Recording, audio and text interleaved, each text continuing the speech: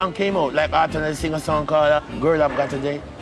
Doom, doom, doom, doom, doom, doom, doom, doom, boom, boom, doom, doom, doom, doom, doom, doom.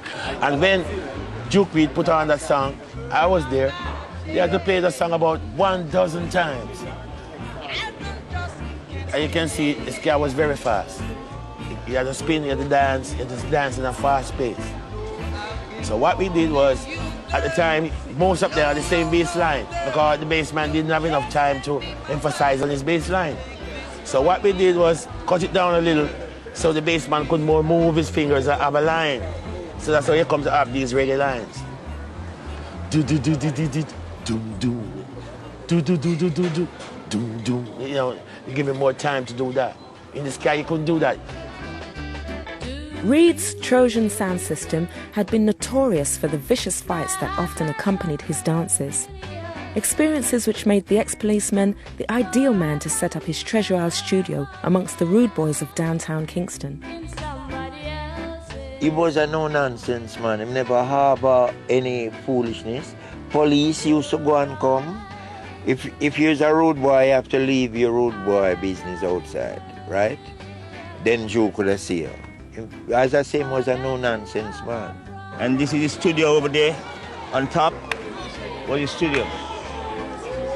You know, his engineer was a man called Smitty. One of the best in Jamaica. Mr. Smitty, his engineer. Now down here was his liquor store. You'd have a lot of boxes on the roads with liquor and drinks and all those, and nobody take anything. Well, you see, Duke, he's respected around the area, and he's well armed. He got at least 3 guns on him. One long one on his hip, and one on his feet. That's Duke, the first gunman in Western Kingston. If Duke even not in the studio, him have a box downstairs in him liquor store. And when everybody upstairs dancing, so boy, this gone. And out of nowhere, boom, boom, boom. And that Duke fire shot and the whole studio get quiet. Then you see the big man, he would run up the stairs and say to Tom McCook and all those people, what are you playing? I don't want that. I want this, I want that. You know, everybody just shut up and listen to what he said. Then you had a on man, he's dead now, named Marquis. Say, listen, and Duke, say, play it back, Smithy, and quiet, and Marcus put out him head like this and say, yes, the boss was right. The tune need a 17 there, sir. Rocksteady lasted 18 glorious months, but finally there was no escaping Jamaica's worsening conditions. Bass lines became heavier and the subject matter more socially concerned.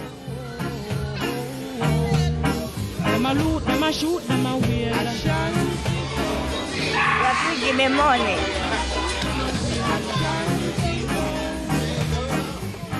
And we go into reggae now. And how we get to reggae now? Reggae is a different changing of the drum. We have the drum playing more burro-like. Oh, I don't know if you understand, like tap ta da pa da pa pa da pa da pa pa da, and change the bass pattern. If the music even slow, it make it sound like it fast. So that is what the reggae do to the rocksteady. And that was it. Reggae, reggae, reggae, reggae, reggae, reggae.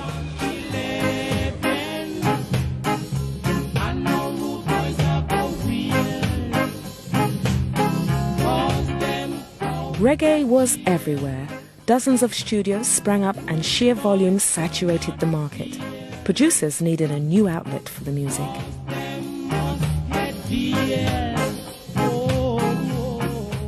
A guy was working with Island at the time named Dave Bettridge come out here and meet me, and they invite me over to England in '68, and I see what the people love.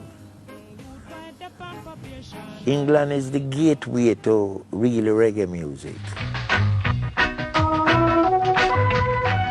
The English market became essential to Jamaican producers with its large and by now settled Caribbean community.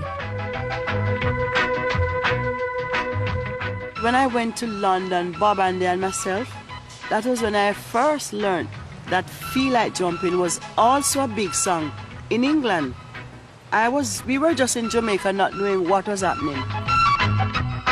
What was happening was that by the late 60s, companies like Trojan Records had spotted the large underground following that had developed for this new reggae pop music. White kids that were hanging out with the black kids from the same areas grew up on the music, you know, we were all hearing it. And it was just the fashion, the youth culture of the day. Yeah, well, that was it. Where we fashion. We only had the youth clubs. You know what I mean? Nobody was old enough to go to nightclubs anyway. That's it. Trojan Records came to enjoy iconic status as the purveyors of Jamaican music in the UK. They released 2,000 singles in 7 years, initially on a fairly small scale, through specialised shops catering to Jamaicans and to white working-class youths who revelled in its danceable beat and outlaw status, the Skinheads. You get kicked out of Saturday morning pictures when you're too old for it. You've got nowhere to go for yourself, so somebody said, oh, let's go up to Streatham Locarno. And we're talking about the 60s, sort of the skinhead period, really. And so I used to go to Streatham Locarno and listen to music, and we didn't really dance. People did dance, but me and my friends, we used to just sort of hang back and just watch, you know, because it was all the skinhead thing, you see. And because they never played that music on the radio, so in some ways, for us, it became our music.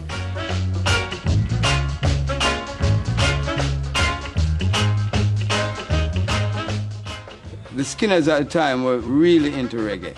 I mean, they are branded now as what you call a neo-Nazi group that don't like black people and Jews. In my time, I was being protected by the Skinheads. Look, I've been to a town that was like Guildford, was a racist town in my time. And this guy said to me, hi, Mr. Black. So I said, hi, Mr. White, and he spit in my face. I said, what the heck? So the kids wanted us to beat him, but I said, no, forget it, man. I just wiped the spit off, and that was it. What was happening, it couldn't be denied that this was developing into something that was becoming more and more commercially interesting, commercially successful. As more and more people discovered the music through the clubs. And that was making for all sorts of problems for us because we just couldn't get past this door. Look out, BBC, 'cause I'm on my way. Oh yes I am.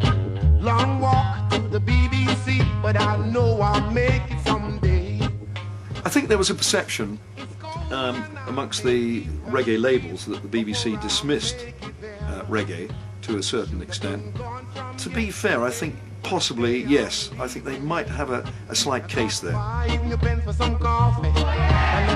Bob Marley and the Wailers failed their BBC audition because in the view of the panel, they didn't know how to play reggae.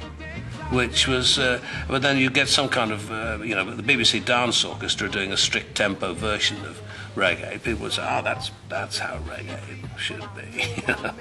If our music had an open door, like, let's say, a freeway, we could break wide in any part of the world because we have class music like anybody else. Be young, gifted or black, open your heart to what I mean.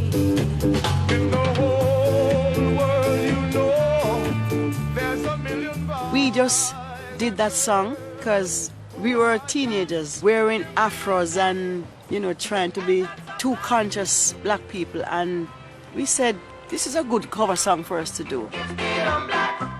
Trojan were determined to break reggae to the mass market and pulled out all the stops for their new releases. When they introduced strings on the British versions of the songs, I think it made quite a difference because they made them more into, not so much the raw sound that would probably be acceptable elsewhere, but it made it more into a pop record and then went to a much bigger market.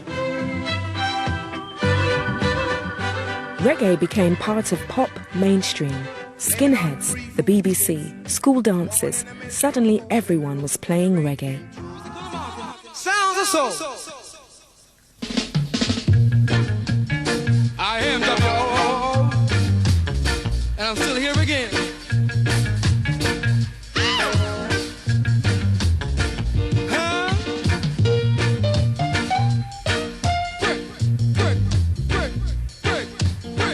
Dave and Ansel Collins went to #1, as did Desmond Dekker. Jimmy Cliff, the Scatolites, Prince Buster and Ken Booth all stormed the charts. And everyone loved it when Max Romeo turned out to be a new kind of rude boy. Of course, there was the wonderful Max Romeo Wet Dream thing, which was just such a great pop record. Obviously the lyrics, you can see why they had a problem with that lie down girl, let me push it up, push it up. Lie down, girl, let me push it up, lie down. I tried to explain, I said, look man, it have nothing to do with sex. I'm talking about my house leaking here. Me and my lady sleeping in bed, rain falling, the roof is bloody leaking. She's getting up to plug the leak, and I'm saying, lie down, girl, I'll push it up. They didn't buy that. The last couple of years of the 60s were a reggae explosion, and by 1969, Desmond Dekker was filling Wembley like visiting royalty.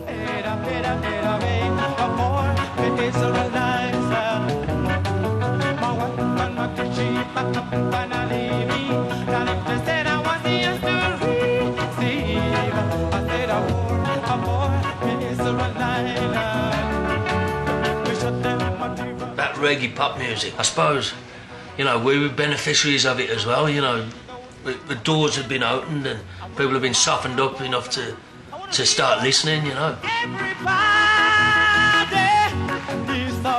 The music of downtown Kingston had not only conquered Jamaica, but made it to the heart of the old colonial masters, and there was still a great deal further to go.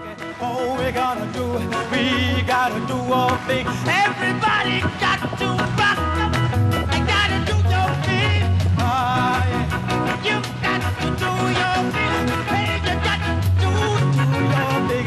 No, you got to do your thing. I do your thing.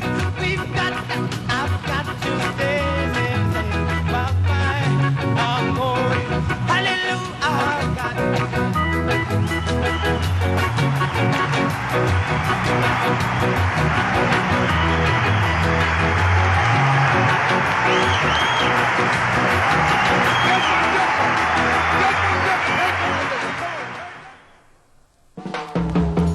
Part 2 next Sunday at 8 on BBC 2.